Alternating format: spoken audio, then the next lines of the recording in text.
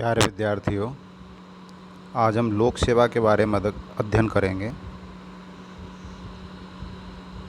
पिछली क्लास में हमने नौकरशाही के बारे में अध्ययन किया था और ये जाना था कि नौकरशाही क्या होती है और वो लोक सेवा से किस तरह अलग होती है। आज हम लोक सेवा के अर्थ, परिभाषा और विशेषताओं के अलावा लोक सेवाओं के इतिहास के बारे में भी अध्ययन करेंगे और लोक सेवाओं की जो नवीन प्रवृत्तियां आ रही हैं उनके बारे में भी हम जानने का प्रयास करेंगे। लोक सेवाओं का इतिहास। लोक सेवाओं के इतिहास के बारे में जब हम जानने का प्रयास करते हैं तो इन लोक सेवाओं का इतिहास काफ़ी पुराना और लंबा पाया जाता है। प्राचीन काल में 6वीं ईस्वी में चीन में लोक सेवाओं का जन्म माना जाता है।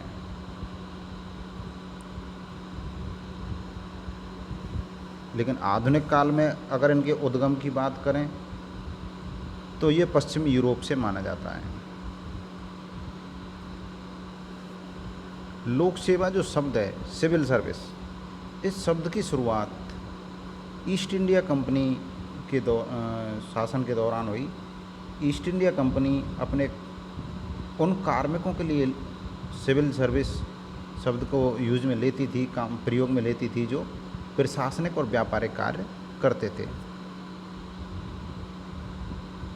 भारतीय दंड संहिता की धारा 21 उपखंड 12 के अनुसार वह व्यक्ति जो सरकारी सेवारत है या सरकार से वेतन पाता है या सरकार के कार्यों के लिए शुल्क या कमीशन पाता है, वह लोक सेवक की श्रेणी में आता है।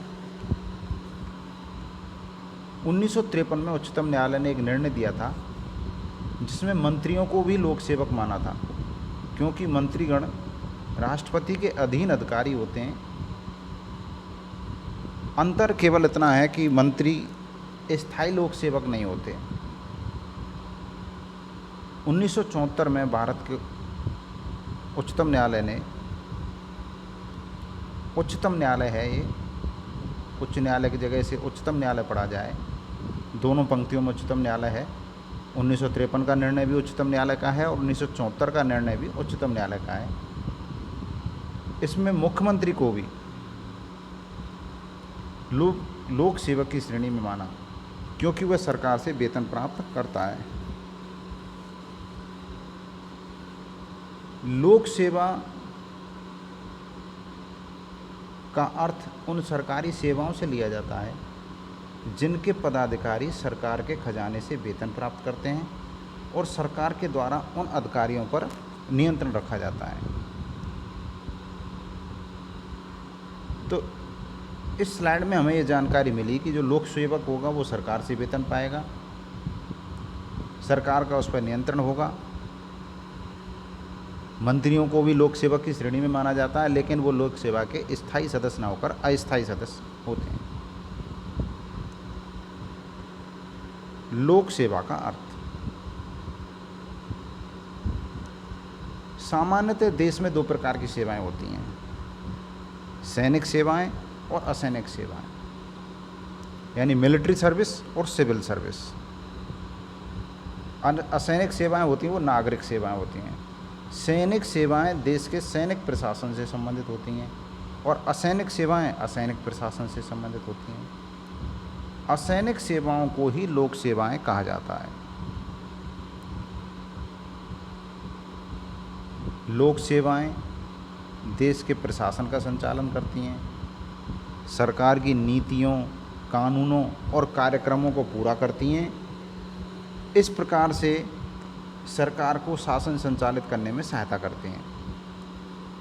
लोक सेवाएं सरकार के नियंत्रण में और सरकार के संरक्षण में कार्य करती हैं, अर्थात इन पर सरकार का नियंत्रण रहता है। राज्य में आंतरिक सुरक्षा एवं शांति की व्यवस्था की जिम्मेदारी भी लोक सेवाओं के द्वारा ही निर्वाह की जाती है।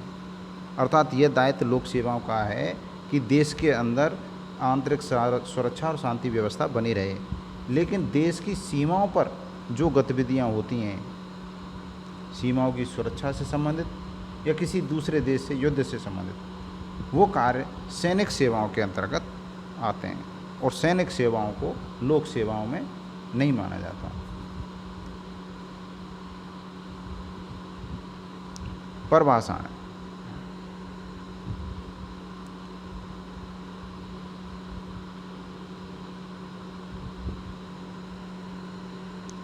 ब्रिटेन में लोक सेवा की जो परिभाषा प्रचलित है वो इस प्रकार है कि वे पदाधिकारी जो राजनीतिक पदाधिकारी हैं, जैसे मंत्री, प्रधानमंत्री या सांसद, और दूसरे वे पदाधिकारी जो न्यायिक सेवा के पदाधिकारी हैं, जज वगैरह,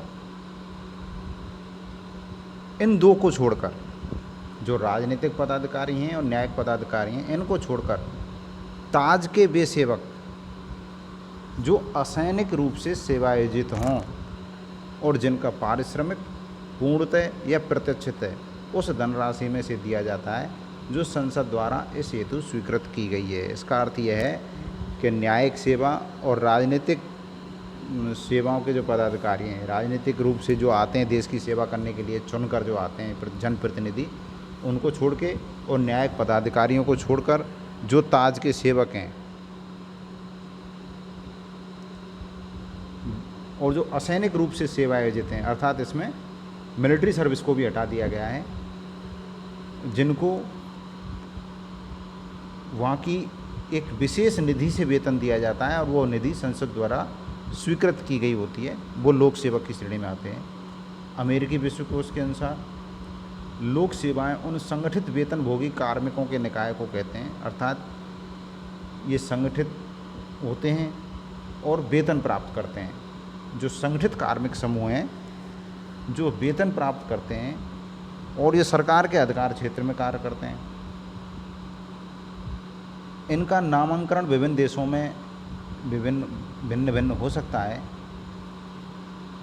लेकिन ये लोक सेवाएं होती हैं, यानी कर्मचारियों का संगठित समूह जो सरकार से वेतन प्राप्त करता है और सरकार के नियंत्रण में काम करता है, वो लोक सेवाएं हैं। फिर आगे लिखा है कि जनप्रतिनिधियों को और रक्षा क्षेत्र के कार्मिकों को इनसे बाहर माना जाता है। अर्थात अमेरिका में न्यायिक पदाधिकारियों के बारे में इस परिभाषा में कुछ नहीं कहा गया है, जबकि ब्रिटेन में न्यायिक पदाधिकारी, जनप्रतिनिधि और मिलिट्री सर्विस, इनको लोक सेवाओं से बाहर रखा है। हरमन फाइनर इनके अनुसार लोक सेवा अधिकारियों का एक पेशेवर निकाय है, यानी ये प्रोफेशनल होते हैं, व्यावसायिक रूप से समर्पित होते हैं, दक्ष होते हैं। तो लोक सेवा अधिकारियों का एक पेशेवर निकाय जो स्थायी, वेतनभोगी और कार्यकुशल होते हैं। ग्लेडन के अनुसार प्रशासन के क्षेत्र में तटस्थ विशेषज्ञों का व्यावसायिक निकाय है, अर्थात लोक सेवा एक ऐसा व्यावसायिक निकाय है जो विशेषज्ञ हैं और राजनीतिक रूप से तटस्थ हैं, जो निस्वार्थ भाव से कार्य करते हैं, दलीय विचारधाराओं से प्रभावित नहीं होते हैं और राष्ट्र की सेवा में जुटे रहते हैं, ऐसा ग्लेडन का मानना है।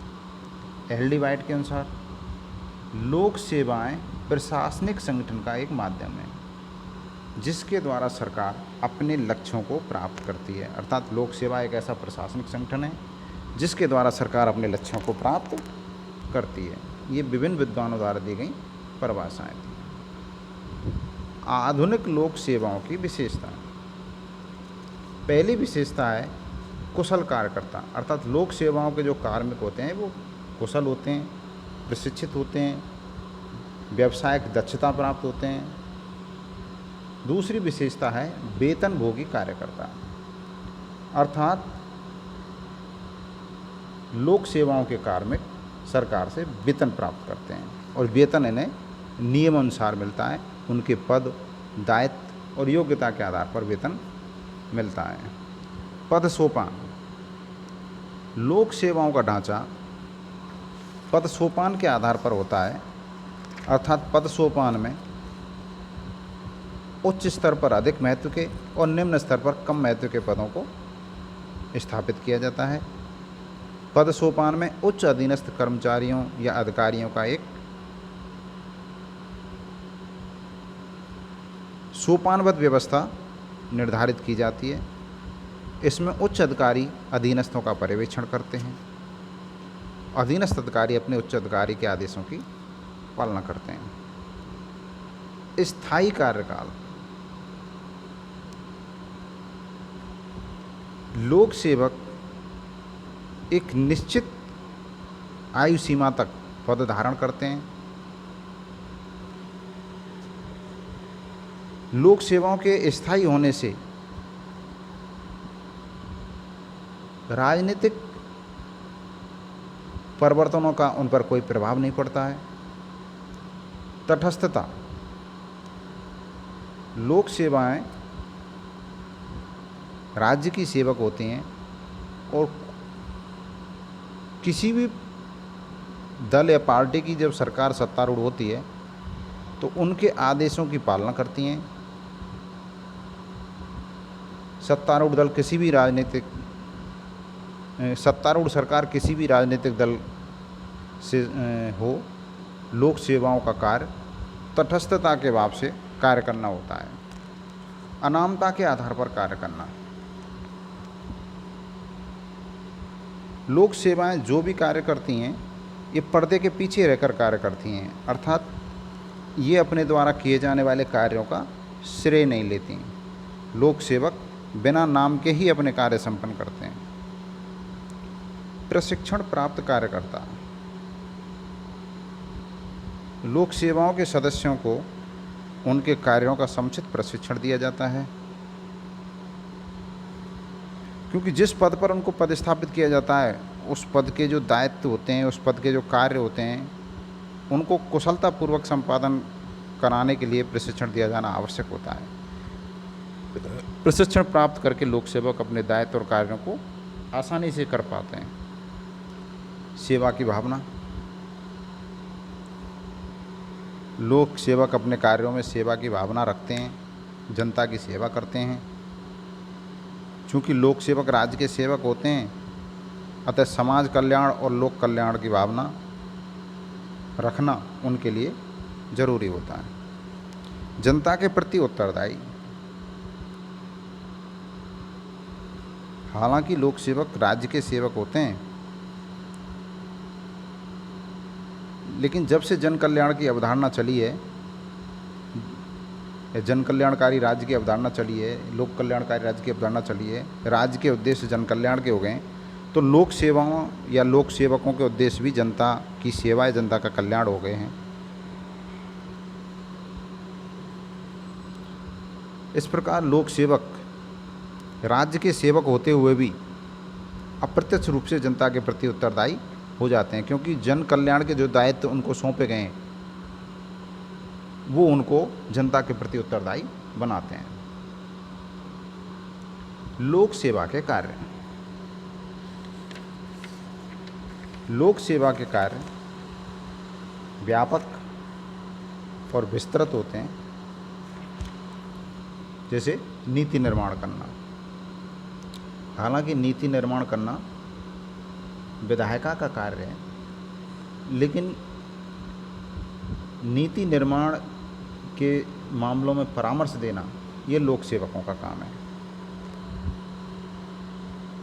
लोक सेवक अपने कार्यों में दक्ष, योग्य और निपुण होते हैं और वो नीति निर्धारण में अहम भूमिका निभाते हैं। परामर्श देना। लोक सेवक कार्यपालिका के सदस्य होते हैं। कार्यपालिका जिसके दो स्तर होते हैं, राजनीतिक कार्यपालिका जो अस्थायी होती है, एक निश्चित कार्यकाल के लिए बनती है, अधिकतम 5 वर्ष, और स्थायी कार्यपालिका जो होती है जिसमें लोक सेवक आते हैं। इस प्रकार लोक सेवक कार्यपालिका के सदस्य होते हैं और इस कार्यपालिका का जो राजनीतिक अध्यक्ष होता है वो मंत्री होता है। मंत्रीगण लोक सेवकों से परामर्श प्राप्त करते हैं, क्योंकि मंत्रीगण विशेषज्ञ नहीं होते। नीति निर्माण संबंधी मामलों में उन्हें लोक सेवकों से परामर्श लेना ही होता है। रैमजे मेयोर एक विद्वान हुए हैं, उन्होंने तो यहाँ तक कहा है कि 100 में से 99 मामलों में मंत्री लोक सेवक द्वारा बताई गई जगह पर हस्ताक्षर कर देता है। नीतियों को क्रियान्वित करना, सरकार द्वारा जो भी नीति निर्धारित की जाती हैं उनका क्रियान्वयन लोक सेवकों के द्वारा ही किया जाता है। नीति चाहे अच्छी बनी हो,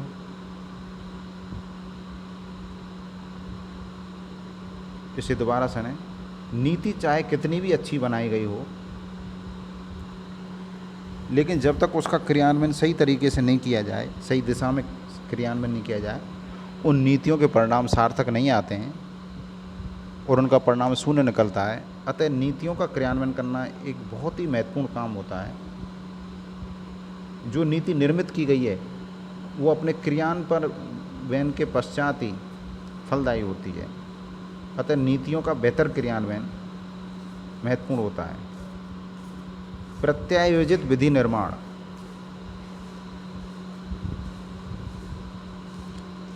कई बार समय अभाव के कारण विधायिका कानून निर्माण की शक्तियों का प्रत्यायोजन कार्यपालिका को कर देती है। प्रदत्त व्यवस्थापन के द्वारा नियम, विनियम और कानूनों का निर्माण लोक सेवकों के द्वारा ही किया जाता है।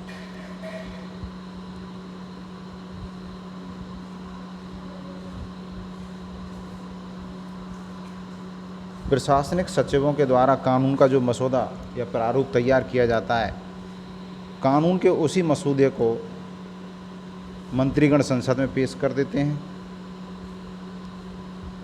इस प्रकार लोक सेवकों का यह कार्य अर्धविधायी प्रकार का होता है।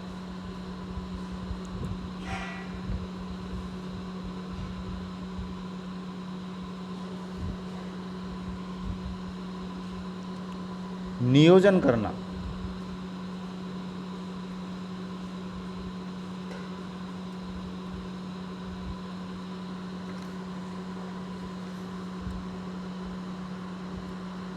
लोक सेवक मंत्रियों के निर्देश के अनुसार देश के विकास की योजनाएं बनाते हैं, उनका क्रियान्वयन करते हैं। विकासशील देशों में विकास एक निश्चित योजना के माध्यम से किया जाता है।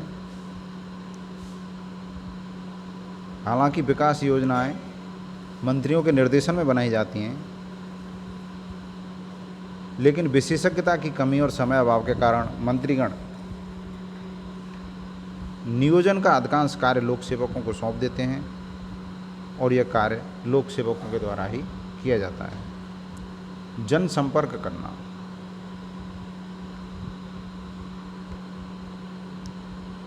सरकार की नीतियों को जनता को समझाना, नीतियों के क्रियान्वयन में जनता का सहयोग प्राप्त करना, इसके लिए लोक सेवक जनसंपर्क करते हैं। अर्ध न्यायिक कार्य करना,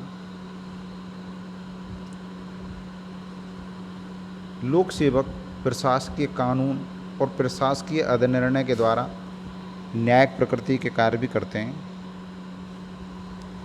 प्रत्यायोजित विधान के माध्यम से अर्ध न्यायिक कार्यों को करने का अवसर लोक सेवकों को प्राप्त होता है। जैसे जैसे राज्य का कार्य क्षेत्र बढ़ता जा रहा है, वैसे वैसे अर्ध न्यायिक कार्यों की मात्रा भी बढ़ती जा रही है। उत्पादन को बढ़ाना, विकासशील देशों की बढ़ती आबादी के लिए गुजारा करने हेतु उत्पादन को बढ़ाना आवश्यक हो गया है। लोक सेवक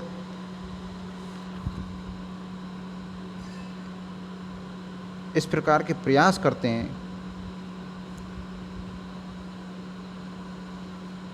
कि देश का उत्पादन बढ़े, ताकि विदेशों से किसी प्रकार की कोई सहायता नहीं मांगनी पड़े। सार्वजनिक कार्यों को निष्ठापूर्वक संपन्न कराना। आज राज्य का कार्यक्षेत्र बड़ा है, राज्य जन कल्याण के कार्यों को पहले से ज़्यादा करने लगा है और लोक कल्याणकारी राज्य की अवधारणा ने लोक सेवाओं का क्षेत्र बढ़ा दिया है। अब लोक सेवाओं का यह परम कर्तव्य बन गया है कि वो जनकल्याणकारी राज्य के कार्यों को निष्ठापूर्वक करें। जोशिया स्टम्प ने कहा है, लोक सेवकों को नए समाज की रचना का मूल स्रोत होना चाहिए और प्रत्येक स्तर पर सलाह और उन्नति की बात करनी चाहिए। विकास का अवकरण। लोक सेवाएं देश के योग्य, कुशल और प्रबुद्ध वर्ग का प्रतिनिधित्व करती हैं। उनसे यह अपेक्षा की जाती है कि वे देश के सर्वांगीण विकास के लिए एक नए ढंग के प्रशासनिक तंत्र का विकास करें। लोक सेवक के रूप में कार्य करना।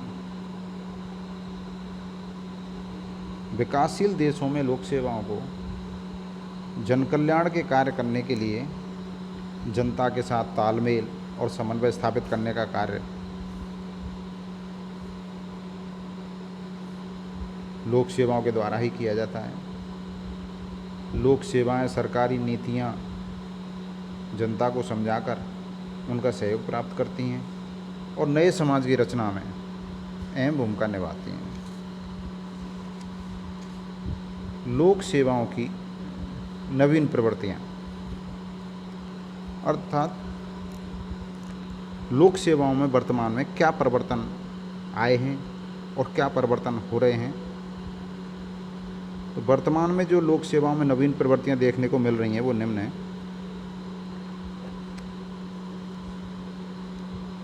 लोक सेवाओं की संख्या में तेजी से वृद्धि हो रही है। लोक सेवाओं की शक्तियों और कार्यों में निरंतर वृद्धि हो रही है और इनकी शक्ति और कार्यों का निरंतर प्रचार प्रसार भी किया जा रहा है कि इनके क्या दायित्व हैं और क्या इनके अधिकार हैं। विशेषज्ञ और तकनीकी योग्यता रखने वाले लोक सेवकों की नियुक्ति होने के कारण लोक सेवाओं में विभिन्नता पाई जाती है। अर्थात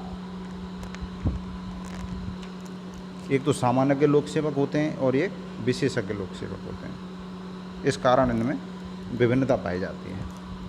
नकारात्मक से सकारात्मकता की ओर लोक सेवा के दायित्वों में झुकाव आया है और ये झुकाव निरंतर जारी है। पहले लोक सेवाएं जो निषेधात्मक कार्य किया करती थी, कानून व्यवस्था बनाए रखना, राजस्व वसूली, अपराधों की रोकथाम, लेकिन आज लोक सेवाएं जन कल्याण के और विकास के कार्य भी करती हैं। लोक सेवा की तटस्थता की परंपरागत अवधारणा में परिवर्तन हो रहा है। लोक सेवाएं राजनीतिक दृष्टि से तटस्थ होती हैं, वो राजनीतिक विचारधाराओं से प्रभावित नहीं होती, लेकिन जो राजनीतिक दल सत्ता में है उसकी नीतियों को क्रियान्वित करना अब लोक सेवाओं के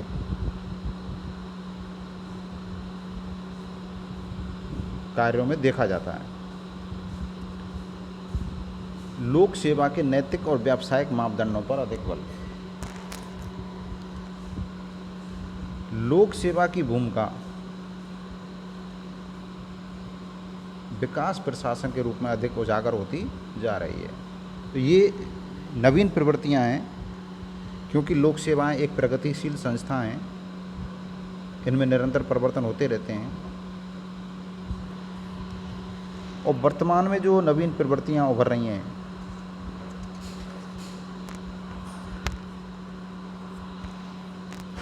वो उन समस्याओं के कारण हैं जो कालांतर में लोक सेवाओं ने उनका सामना किया था और जो समस्याएं लोक सेवाओं के सामने उत्पन्न होती हैं उनका समाधान करने के लिए लोक सेवाओं की प्रवृत्तियों में परिवर्तन आता ही है।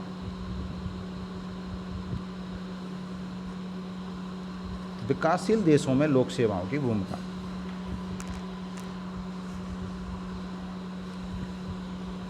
विकासशील देशों में लोक सेवाओं का क्या रोल है, क्या भूमिका है, क्या कार्य करती हैं। पहला ही भूमिका है राजनीतिक कार्यपालिका को सहायता देना। राजनीतिक कार्यपालिका अर्थात मंत्री लोक सेवक मंत्रियों को शासन की नीतियों और कानूनों के निर्माण में सहायता करते हैं। लोक सेवक मंत्रियों को नीति के निर्माण हेतु आवश्यक सूचनाएं, तथ्य और परामर्श उपलब्ध कराते हैं। लोक सेवकों में वह योग्यता और दक्षता होती है, इस वजह से वो ऐसा परामर्श मंत्रियों को उपलब्ध कराते हैं। एक बार ब्रिटिश प्रधानमंत्री चैम्बरलेन ने कहा था कि लोक सेवक मंत्रियों के बिना कार्य कर सकते हैं, लेकिन मंत्री बिना लोक सेवकों के बिना कार्य नहीं कर सकते। क्या करती रहती है?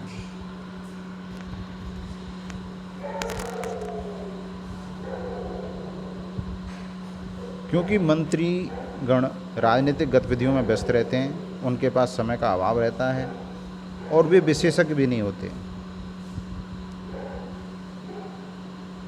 उनमें प्रशासनिक कुशलता का अभाव होता है। मंत्रीगण प्रशासनिक गतिविधियों की बारीकियों को नहीं समझ पाते हैं और उनको लोक सेवकों के ऊपर निर्भर रहना होता है। जन कल्याणकारी राज्य के लक्ष्यों की प्राप्ति में सहायक। आज सभी प्रकार की जो शासन है, उनकी सरकारों का एक ही उद्देश्य है, जनता का कल्याण करना। अरस्तु का मानना था कि राज्य जीवन के लिए अस्तित्व में आया,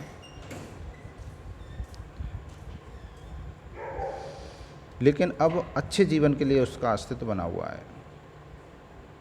आधुनिक समय में जनता का कल्याण या जनता की सुरक्षा का दायित्व राज्य के कंधों पर है और राज्य के इन दायित्वों को पूरा करने के लिए लोक सेवाएं होती हैं। लोक सेवाओं के सदस्य योग्य और निपुण होते हैं, जो राज्य की नीतियों, योजना और कार्यक्रमों को कुशलतापूर्वक क्रियान्वित कर सकते हैं। राष्ट्रीय एकता में सहायक।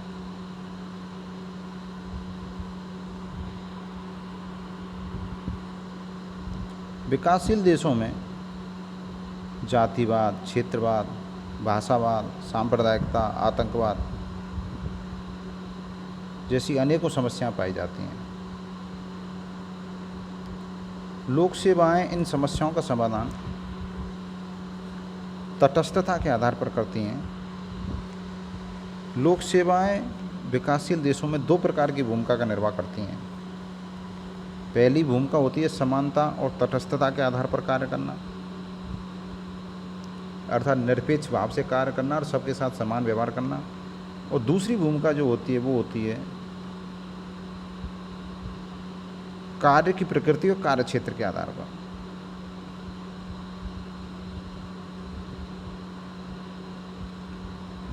सामाजिक न्याय और समानता की स्थापना करना। इस कार्य में भी लोक सेवाएं महत्वपूर्ण भूमिका निभाती हैं। विकासशील देशों की सामाजिक संरचना बहुत जटिल होती है, भेदभावपूर्ण होती है। समाज अनेक वर्गों में बटा हुआ होता है। समाज में असमानता पाई जाती है, समाज में शोषण पाया जाता है। तो ऐसे समाज को शोषण से मुक्ति दिलाना, उसमें सामाजिक न्याय और सामाजिक समानता स्थापित करना, ये लोक सेवाओं के महत्वपूर्ण कार्य होते हैं। आर्थिक एवं सामाजिक विकास के कार्य करना।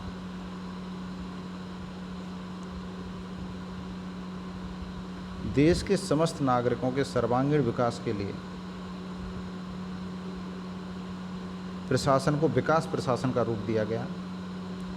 विकास प्रशासन उद्योगों, उत्पादन, संसाधन और जीवन स्तर के विकास का काम करता है। लोक सेवाएं जीवन स्तर को ऊंचा उठाने में महत्वपूर्ण भूमिका निभाती हैं। लोकतंत्र एवं सभ्यता की रक्षक।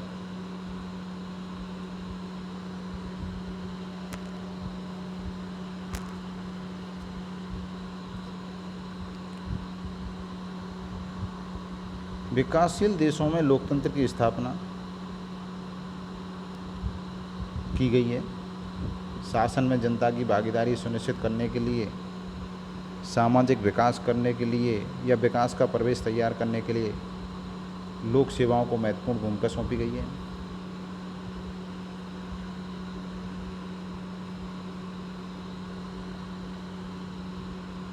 ऐसे देशों में लोक सेवाएं सौंपी गई भूमिका को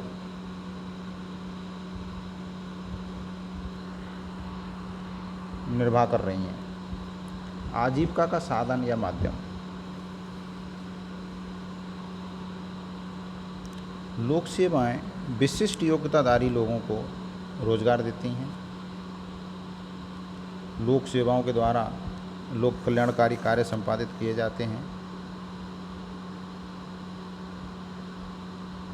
विकासशील देशों में आर्थिक पिछड़ापन होता है, इस वजह से वहाँ सरकारी नौकरियों को आजीविका का साधन माना जाता है।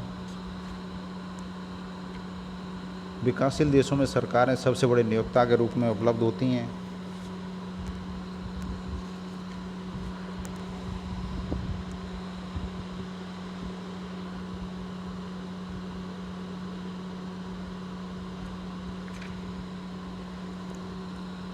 इस प्रकार हमने